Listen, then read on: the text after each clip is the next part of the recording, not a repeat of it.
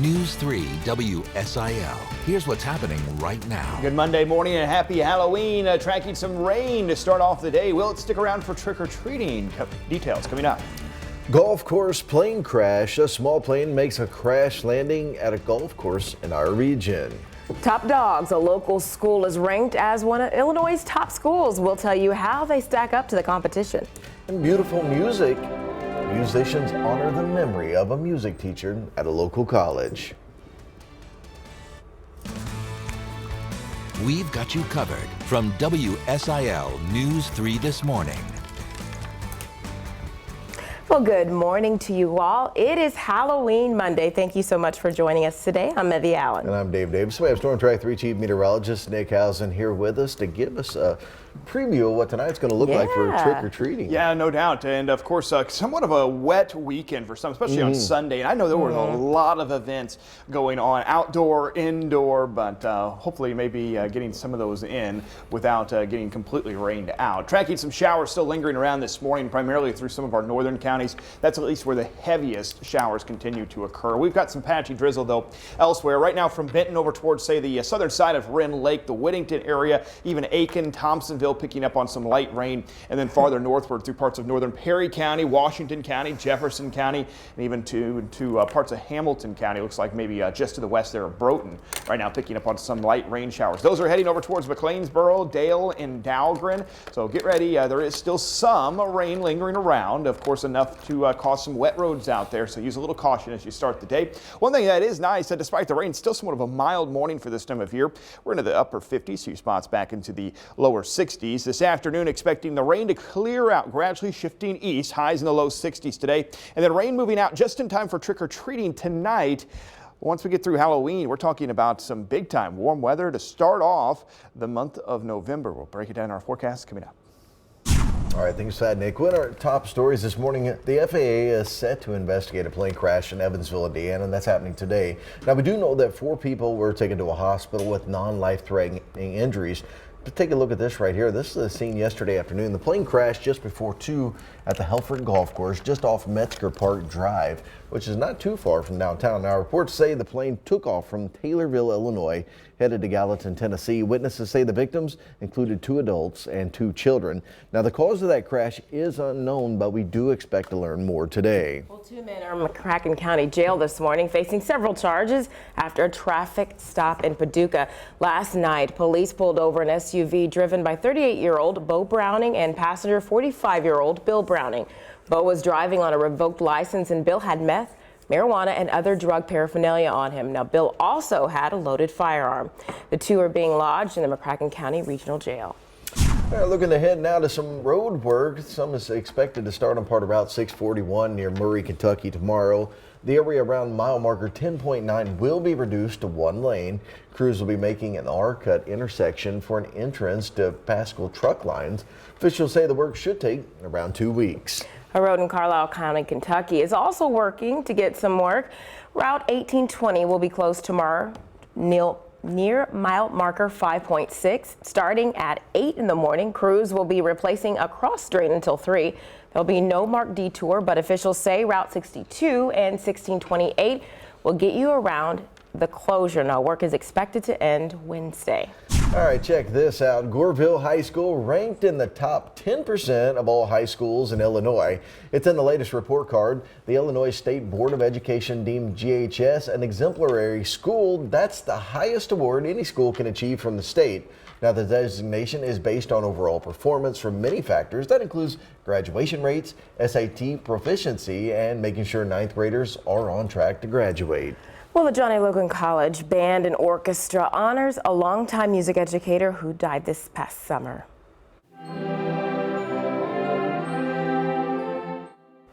More than 200 people were at Logan yesterday afternoon for the band's fall concert. Local musicians, many who are current or past students, performed more than a dozen selections. March for Mike, written by a former student of music educator Michael Haynes, topped the second half of the show. Director Danielle Norrington reflects. Well, Mike was such a special character, a wonderful educator, mentor to many in not just Southern Illinois, but through his role at SIU as Marching Saluki director and the University Wind Ensemble percussion instructor. I hope they love it. I hope that they picture Mike directing it as I did when I first heard the piece. That performance of March for Mike was written shortly after he died. Well, a teacher at West Frankfort High School is now on administrative leave. That's right, and it's for taking a stance on a student's admittance into a locker room, and that move now gaining national attention. News 3's very own Rachel Gardner explains. An incident at Frankfort High School last week is causing shockwaves across town. PE teacher Cody Hiller chose not to comment, but according to previous interviews Hiller did with a religious channel and on several podcasts, he says last week he was alerted to a female student who requested use of the boys' locker room for changing purposes following class. Hiller says he approached school administration, citing issues with the circumstances. Hiller says he chose to hold his stance on the circumstances, and administrators chose to put him on administrative leave. Frankfort Superintendent Matt Donkin issued a short press release this afternoon, which states, as this situation deals with issues covered by privacy laws regarding personnel and student record issues, we are limited to what we can comment at this time.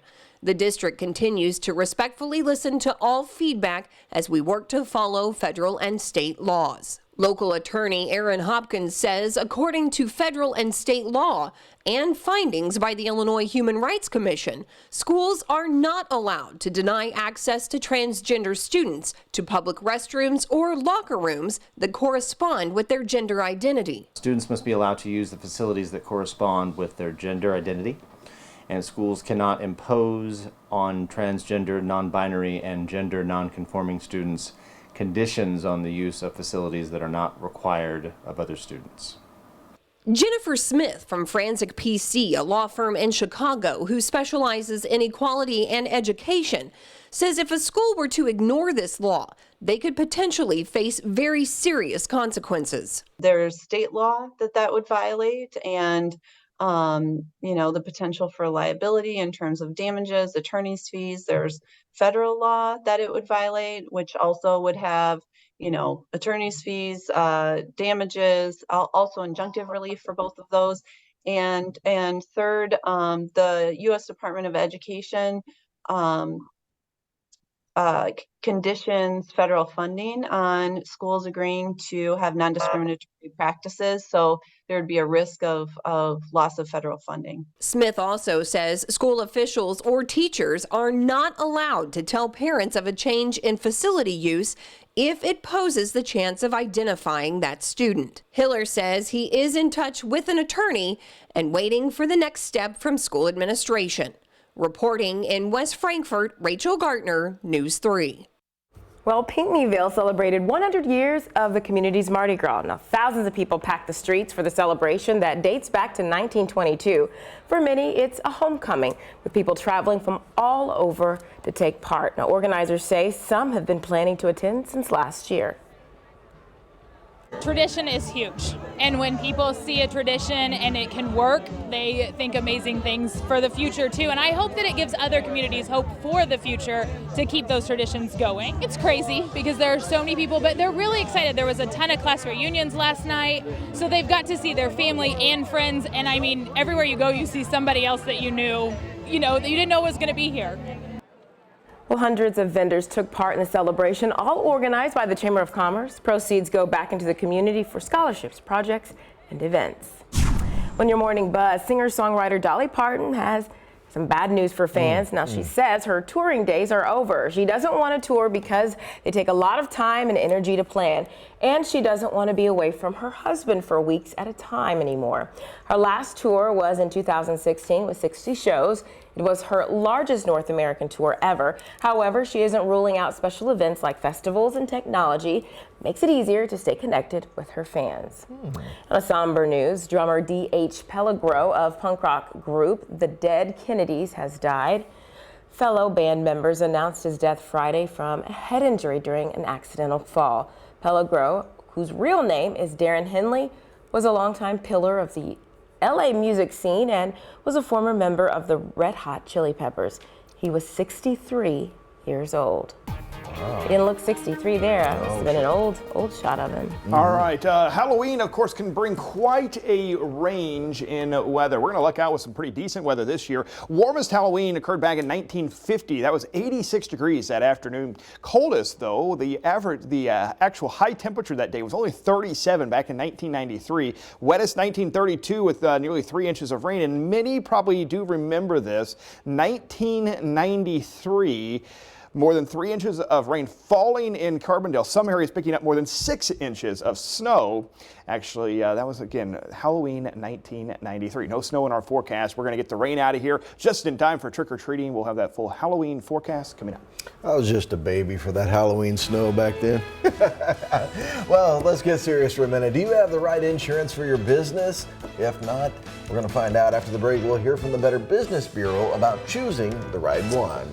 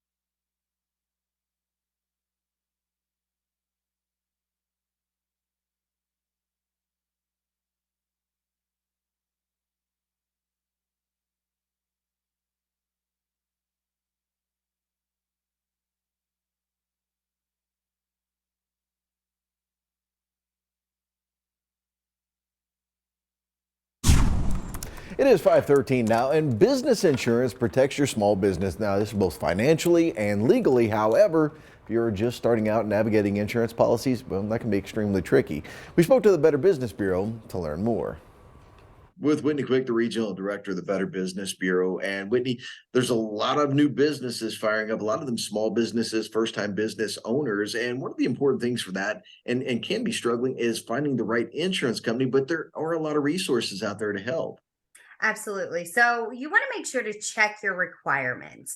So before you start considering plans, find out what kind of insurance you're legally required to have. If you have employees, the United States federal government requires your company to carry unemployment, disability, workers' compensation insurance. Also check your regional government website to ensure that you meet your state requirements. Assess your business risks. So think about what risk your business may run into. Do you work in an area where a lot of natural disasters or accidents could affect your business? Are you at risk of lawsuits? Do you have a physical office that could be damaged? These factors will help you determine what kind of insurance you need. And so it's really important to know the types of insurance and what they cover. So we have general liability insurance. This insurance policy protects your business from or against financial loss in many situations, such as customer injury at your business, property damage, or defending your business against a lawsuit. We also have errors and emissions insurance. This policy, also called professional liability insurance, protects you in case of a business error. This type of insurance is common in service-based businesses such as consulting. We also have business interruption insurance for insurance that covers the expenses and loss income that occurs during a covered incident. For example, this would cover a shop that had to close due to flooding or a hurricane or tornado. Then also workers' comp insurance. So this is required by U.S. law for businesses with employees. This policy covers medical costs or lost wages if an employee gets injured at work.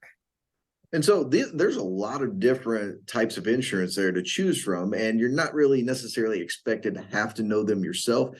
That's what they make agents for. So this is important to get a licensed agent. Exactly. So if you can't decide how much coverage you need, a licensed insurance agent can help. We have tons of them and accredited insurance agents on bbb.org. So if you are looking for an insurance agent, check us out. And we definitely have accredited insurance agents that we have done our background research on that are available for you as well.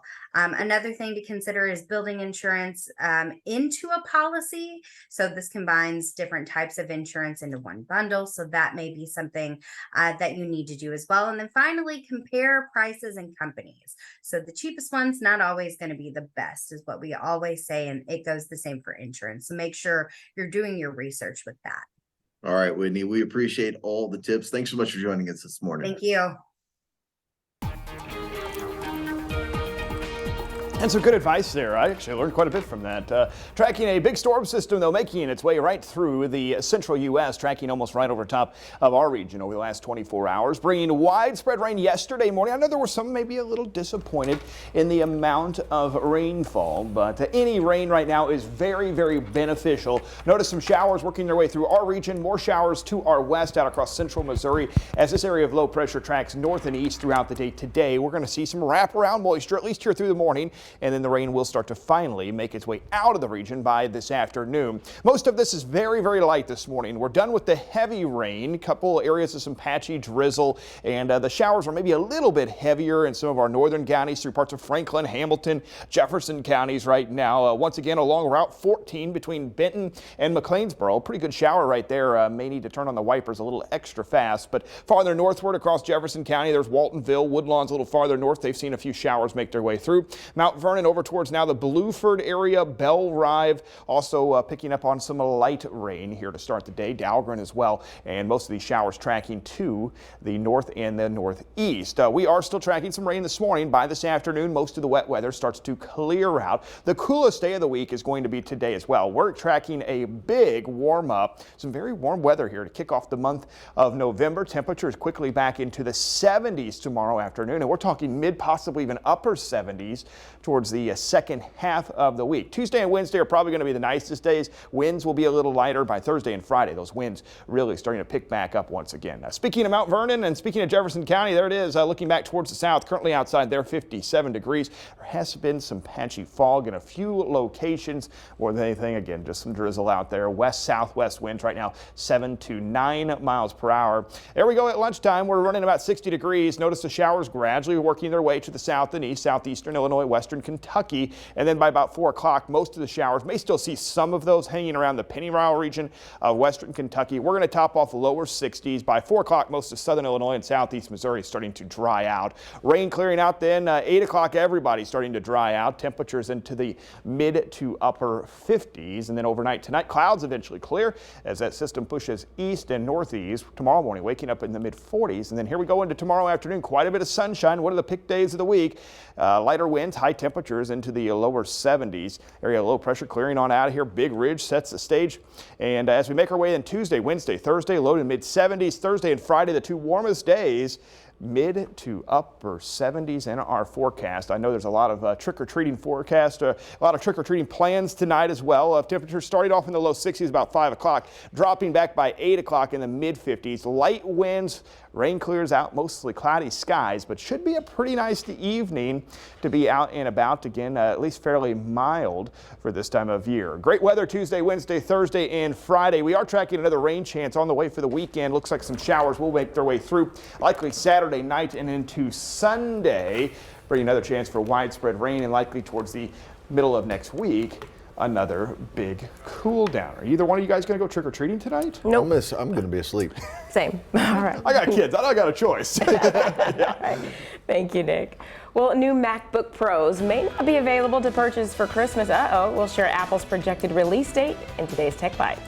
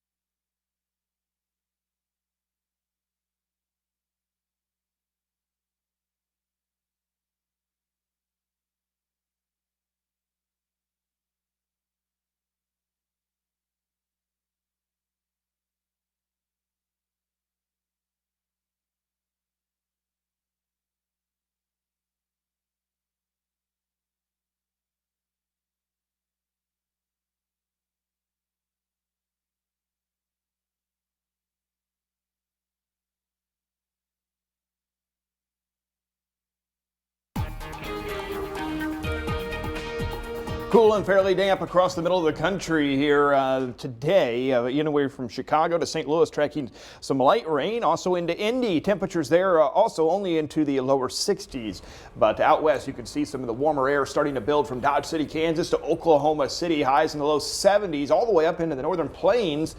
We'll start seeing some of that warm air creeping eastward here as we make our way into the first day of November. Highs starting to make their way into the 70s from St. Louis to KC on Tuesday afternoon. Even starting off the month of November in Chicago with high temperatures in the upper 60s. All right, thank you, Nick. Well, Twitter is reportedly considering charging users for the coveted blue check mark that verifies the account holder. Yeah, don't mean that much to me. I'm just, I don't know. ABC's Andrew Nibbert has the details in today's Tech Bites.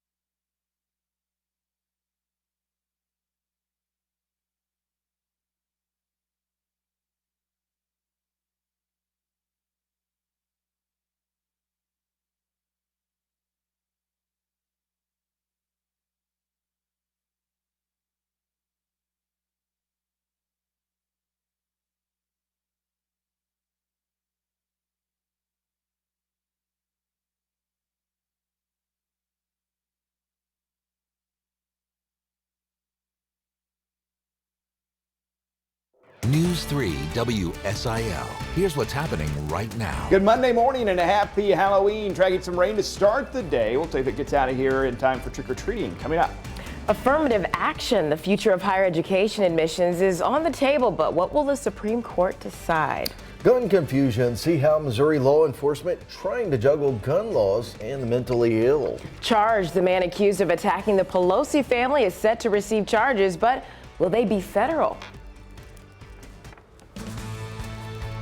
We've got you covered from WSIL News 3 this morning. Well, good morning, everyone. I'm Dave Davis. Thanks so much for joining us. And I'm Evie Allen. We appreciate you starting your Halloween day with us. Storm Track 3 Chief Meteorologist Nick Hausen joins us now with a look at how our morning is shaping up. Well, Dave and I I guess we kind of missed the memo. You know, Evie dressed all fall, nice orange. Yeah. You know. My kids are older now, so I tend to forget holidays a lot. Fair enough. All right. Well, we are tracking a little bit of wet weather. Big weekend, of course. A lot of events that were occurring. Still tracking some light rain after quite a bit of wet weather on Sunday. Most of the showers right now making their way through parts of Franklin and Hamilton counties. McLeansboro now picking up on a pretty good shower. Those are just now moving back into Dahlgren. Mount Vernon has also seen a couple showers make their way through Dix, Texaco, and then farther northward, say over towards the Walnut Hill also area picking up on some light rain this morning. Probably going to add maybe another 5/100ths to a tenth of an inch of wet weather here to start the day. Live view from the Benton Square. You can see some of the wet roads out there. Pretty mild morning temperatures, upper 50s, lower 60s. This afternoon, though, the rain gets out of here gradually, shifting to the east. High temperatures today only in the low 60s, so we're not going to warm up very much. Light winds from the west, but rain will clear out through this evening. We'll break down that full trick-or-treating forecast, tell you more about what the rest of the week has in store for us as well, coming up. Thank you there. Well, we begin with 40 years of precedent upholding affirmative action in higher education on the line today at the Supreme Court. That's right. And the justices will hear arguments that could reshape higher education in the years to come. ABC's Derek Dennis has more. It's a question that's been debated for decades. Colleges and universities using race as a factor in admissions under the banner of affirmative action. Once we remove that factor from the equation, I think it'll be more of an even playing field. ABC News asked a group of students from public and private universities for their views as the Supreme Court, with its conservative majority, including 3 justices of color and the first black woman justice, begin hearing arguments today for and against affirmative action. Affirmative action isn't like reducing a consideration of merit or hard work or anything. It's actually amplifying it and looking at the merit of overcoming adversity as well. The divide underscored in a new poll showing more than 6 out of 10 Americans oppose using race or ethnicity in college admissions, with African Americans notably almost evenly split.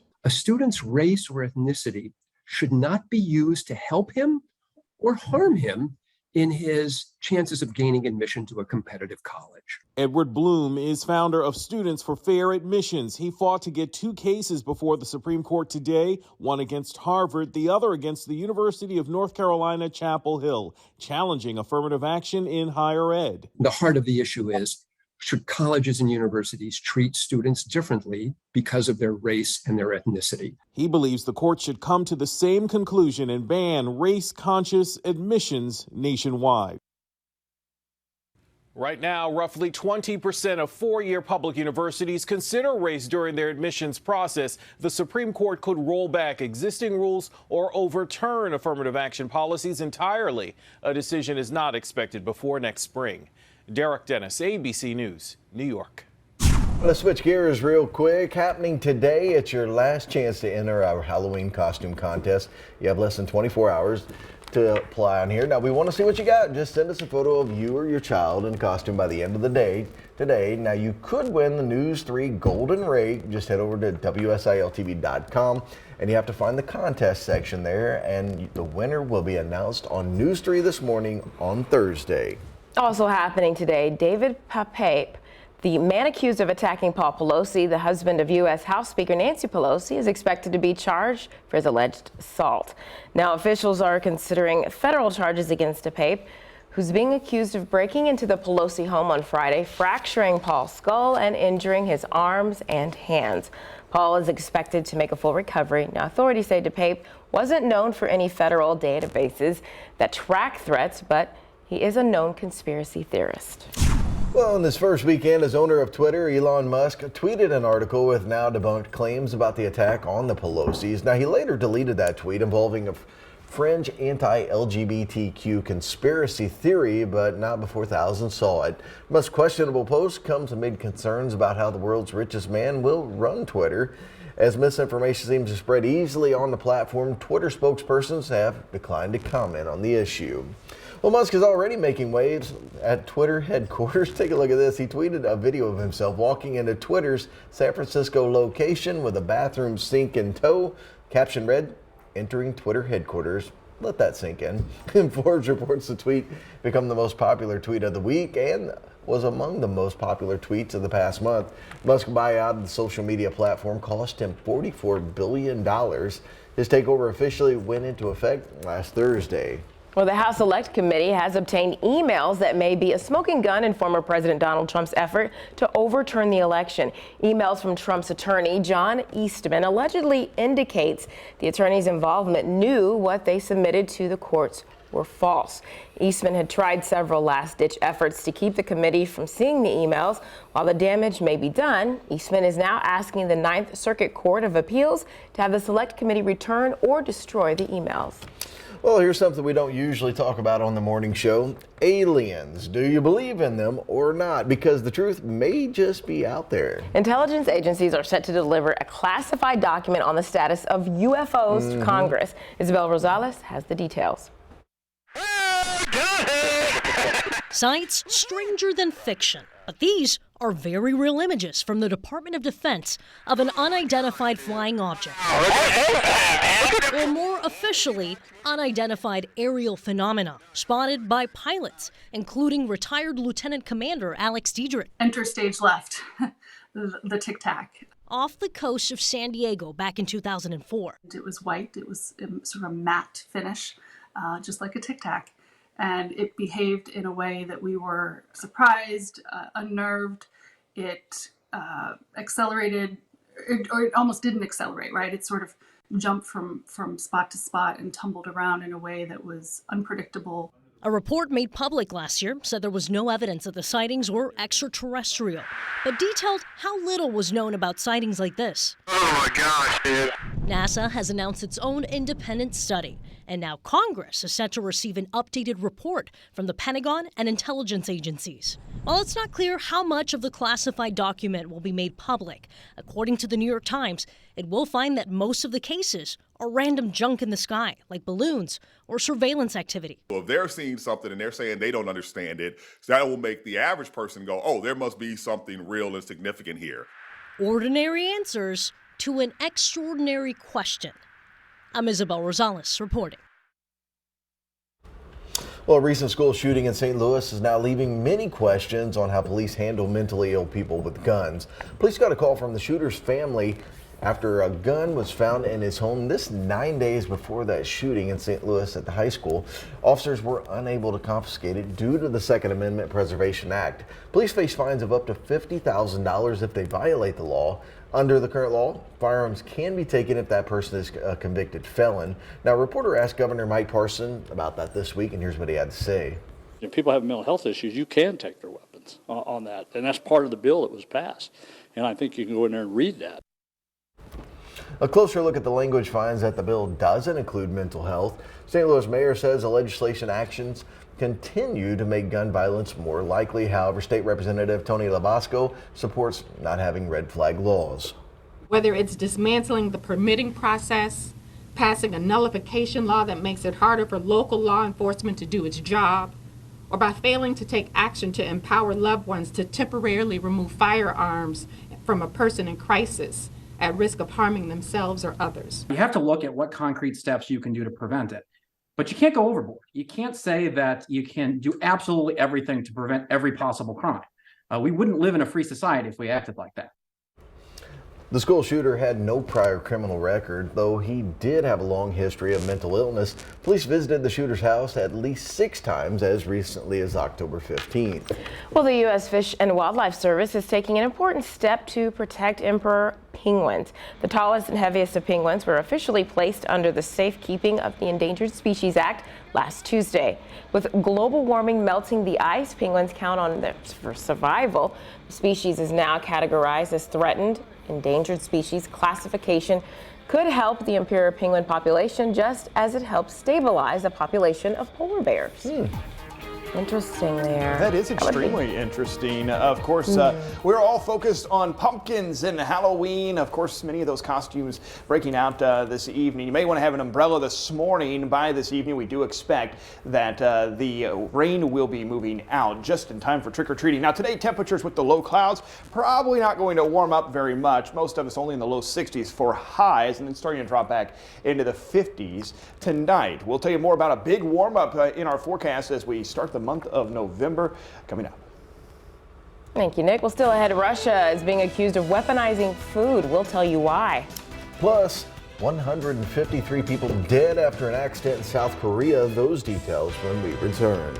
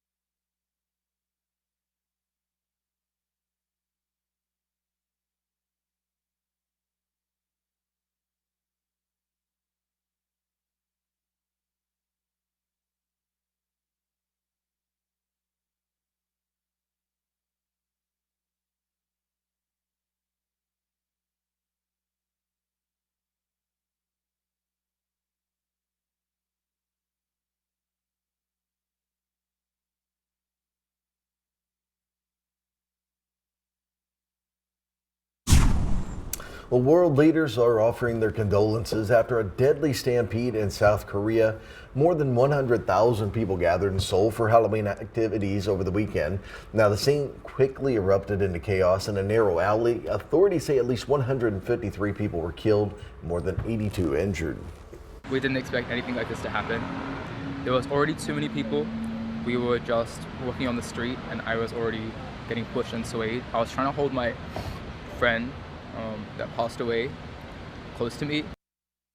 The U.S. confirms 2 Americans were killed in the crowd. Officials say most of the victims were in their 20s. Well, we're learning more about one of those Americans killed, Ann Gieseke of Kentucky. Her family released this photo of her. Now they describe her as a bright light, loved by all. They also ask for prayers and to respect their privacy at this time.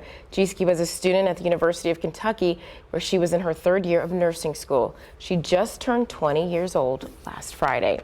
And U.S. Secretary of State Antony Blinken is accusing Russia of weaponizing food after suspending the Black Sea Grain Initiative. Blinken is urging Russia to immediately resume participation in the agreement. Russia says the humanitarian corridor for the export of grain from Ukraine was a cover-up for an attack on one of its warships. President Joe Biden is backing Blinken, calling Russia's move outrageous, adding it could lead to widespread starvation. Quite a bit of wet weather back on Sunday, especially Sunday morning. Some areas dealing with some fairly heavy rain. A few more showers kind of scattered about through the afternoon and even into the evening hours. That's where we stand this morning. Still tracking a few lingering showers. Notice more rain stacked up out to our west, out across central Missouri. A big area of low pressure, very slow moving storm system. When you see that purple line there, that's what we call an occlusion or occluded front. And it just means that an area of low pressure is extremely strong. It's going to make its way through and track north and northeast of our region, eventually taking the rain out of our forecast later on this evening. But some areas still dealing with some patchy drizzle this morning. A couple heavier showers through some of our northern counties. Perry, Jefferson, Franklin, Hamilton, Jefferson counties all picking up on some light rain showers. Looks like maybe another one there moving through parts of Scott County this morning also. So be prepared. There is going to be some wet weather, some wet roads out there here to start off the day. Right now through the northern part of Perry County, looks like most of those showers now have exited into Washington County. Right along Route 15 from Ashley eastward over towards Mount Vernon. Dick's picking up on a couple of light showers, also eastward over towards Wayne City, and then southward on 242 approaching McLeansboro and Dahlgren along 142, also picking up on some light rain showers, and westward on Route 14 from Macedonia to Aiken. Looks like maybe some of the heaviest rain now just to the north and east of Aiken. Of course, we're hoping that the rain clears out of here. Should be out of here just in time for some trick-or-treating this evening. We're expecting temperatures back into the mid-50s, mostly cloudy skies.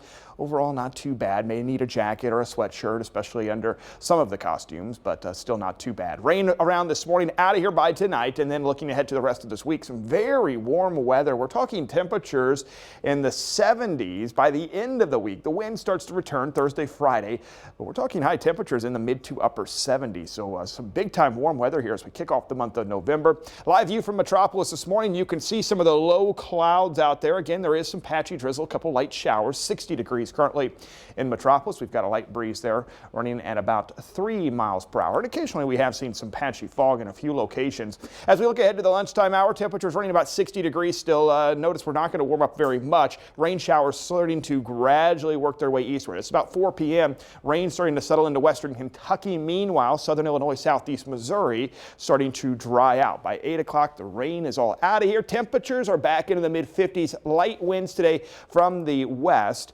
And then overnight tonight, clouds eventually clearing out. Temperatures mid-40s tomorrow morning.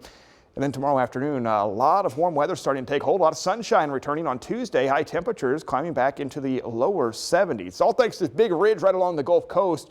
You'll see that take control here. 63 today, coolest day of the week by more than 10 degrees. 73 tomorrow, 74 Wednesday, mid to upper 70s Thursday and Friday, 76 Thursday, and 75 on Friday. So some great weather here for the rest of this week. A couple showers around this morning. We are tracking our next rain chance showing back up in the forecast. Notice that starts to arrive mainly late in the day Saturday and then into Sunday. That's also another big time storm system that's going to roll through. Right now, looks like the chance for stronger storms is pretty low, but could bring another chance for widespread rain our way and cooling temperatures at least back closer to normal by the middle of next week. I'll tell you what, right now it is not normal. No, not at all. I mean, November, mid to upper 70s. Right. I'm not complaining though. I'm not either. I'm not complaining. All right. Thanks.